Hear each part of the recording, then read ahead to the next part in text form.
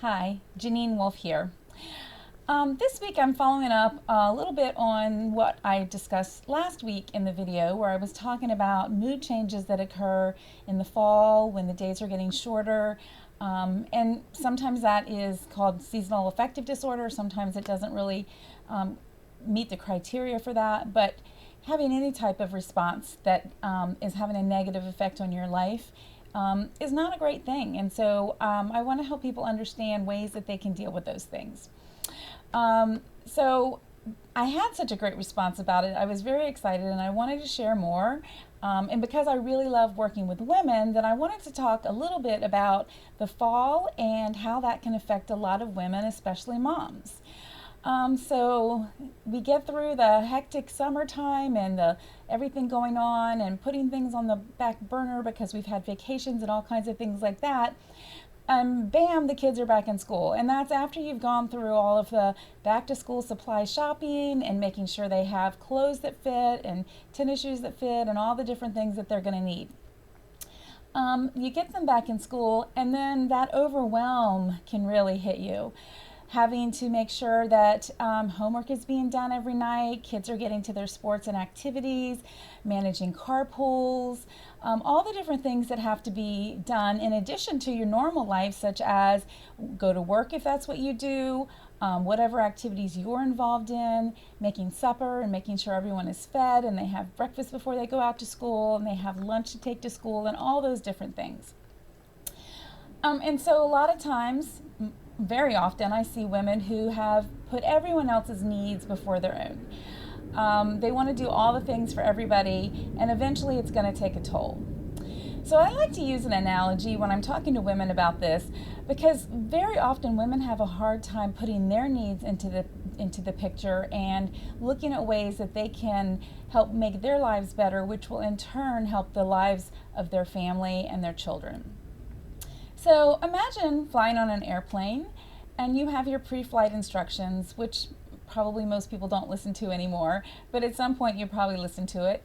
And the flight attendant will say, if at some time during the flight, the oxygen mask drop from the cabinet, the little compartment above you, if you are traveling with a child or someone who needs assistance, you need to put your mask on first before you help them. So think about that for a minute. You need to put on your mask first before you help them. Because if you're trying to put their mask on them and you are not getting the oxygen you need and then you pass out, you're not going to be of help to that person at all. So that's a way that I like to encourage women to think about their lives as well, that their self-care is important. And a lot of times women feel like doing things for themselves is selfish or they're taking time away from others. But I really like to reframe that to look at the perspective of we're talking about self-care that benefits you, which will in turn benefit your family. So, some of the obvious things with self-care come to mind, like going on a spa vacation with your friends or going on a shopping trip. All the things that are really big ways for a person to have self-care that really aren't practical in most people's lives on a regular basis. So let's look at some of the small ways that women can provide some self-care for themselves.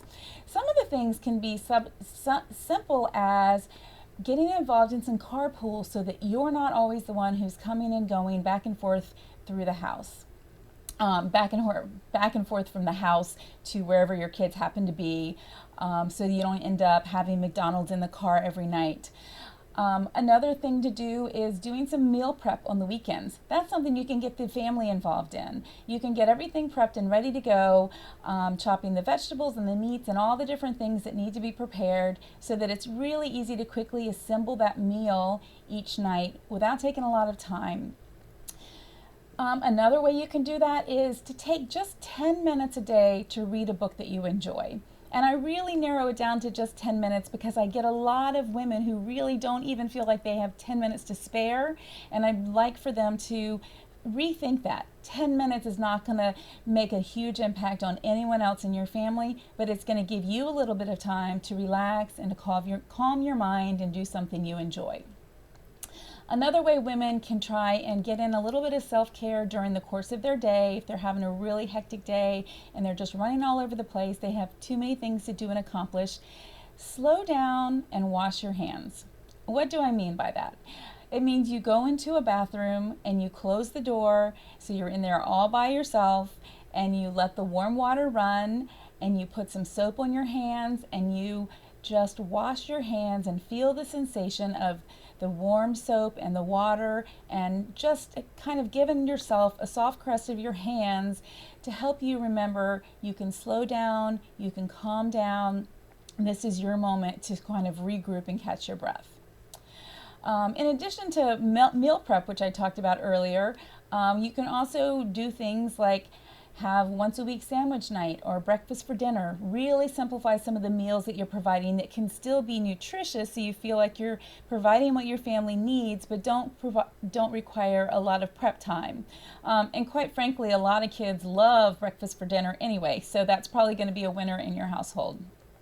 The other thing I really encourage the women that I'm working with to do is to build up the support network that they have. That needs to involve other moms, other women, people that you can really call and just say, hey, I'm really having a bad day. Can I just talk to you for a minute?